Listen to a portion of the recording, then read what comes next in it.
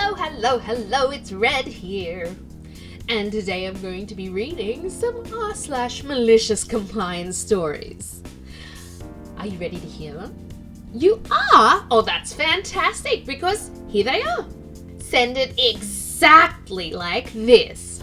As part of my job working in complaints, I write letters to customers. We don't use templates and each letter is tailored to the individual. Sometimes customers raise multiple complaint points and each point is carefully addressed in the letter we send. We outline everything the customer is unhappy with, our full investigation and what we're doing to put this right. Or alternatively, explaining carefully why their complaint is not justified.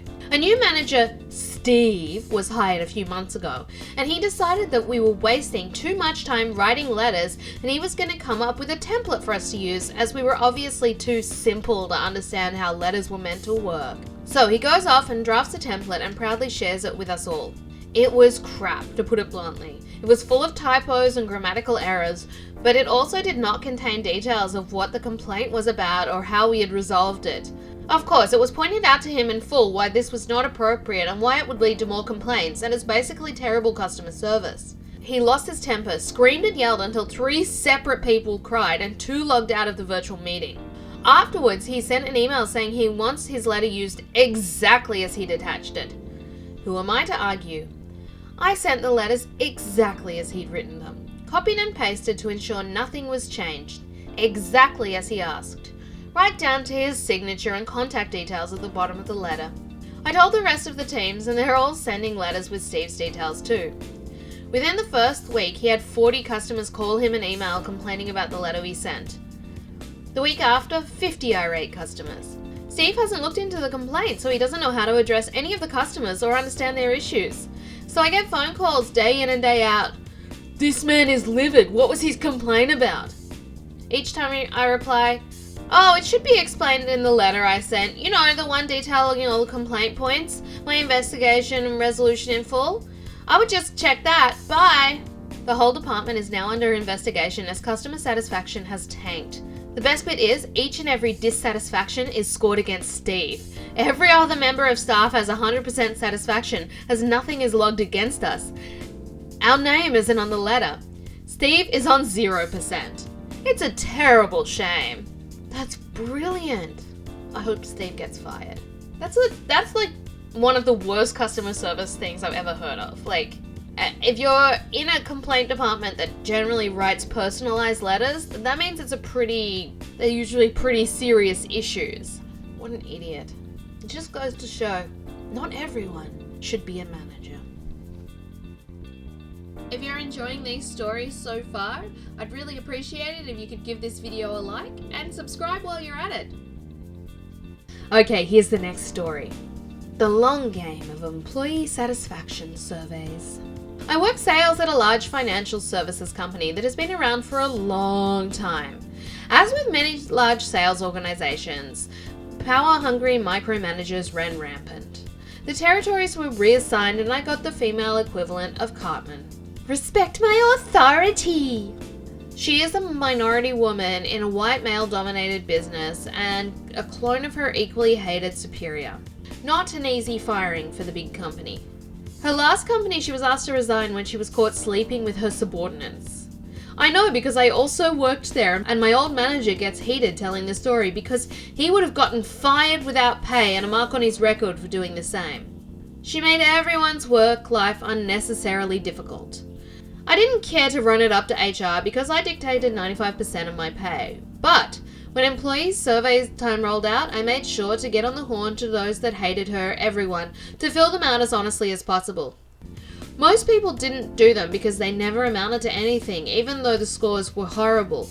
But that didn't stop me from getting our team participation rate towards the top nationwide. Side note, it was fun to watch her fake cry once a year and vow to change after each horrible score was released. Nothing changed. Fast forward to the pandemic and a reorganization and reduction in workforce, voluntary severance, firings rolled out. My manager and her manager had to interview for their jobs and to the surprise of only them, they were not hired and replaced by people who had much less experience, but well liked. I feel like I can take some credit for this, since word through the grapevine was the new management couldn't overlook all those bad reviews and turn over any more. even though she's a twofer. Victory. I really hate this kind of anti-discrimination discrimination in workplaces. People should be paid and hired and treated based on their work, not on anything else. I fall into a couple of minorities. I wouldn't expect to be treated differently. I would expect to be given the same rules and the same expectations as anybody else. Alright, here's another story. So, this isn't an in-person appointment. Today my father had an appointment scheduled with one of his doctors, and that appointment was to be done over the phone. He absolutely hates that the majority of his appointments are now no longer done in person, as he's a social butterfly and loves his small talk. So, he got the bright idea that he would go to the hospital where his doctor works, and where the appointment would normally be, and pretend he made a mistake. Oh, it was a phone appointment? I'm so sorry, I feel terrible. Since I'm here, couldn't I just see the doctor anyway? The nurse was annoyed because my father had already missed a phone appointment prior to this. He thought if he ignored the calls, they would let him come in. So she eventually escorted him to an office where he could wait for the doctor. My father was thrilled with himself. He thought he'd outsmarted them and that he was finally going to get his in-person appointment. But then, the phone rang. When he eventually answered it, he knew his plan had failed. It was the doctor, calling from another part of the hospital. So in the end, my father got his appointment at the hospital, but it was still done over the phone. Oh dear. I mean, that was like really clever on the doctor's or nurse's part, whoever came up with that plan. Okay, here's another story. No running in the hallway. Today, I pronounced the typical phrase, no running, to a group of children at school, at which they proceeded to carry on, almost at the same speed, skipping, Heidi style. I almost laughed out loud. Damned little clever bastards.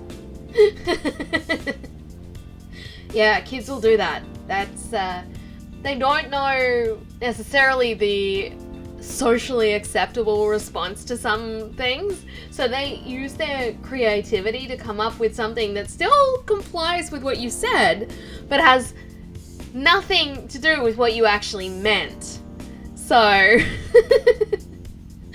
I love this. I really enjoy r/malicious compliance stories, especially when they're read by me. Read? If you do too, please give the video a like, and don't forget to subscribe as well if you haven't done that already, and share this video with your friends. Thanks so much. Bye bye.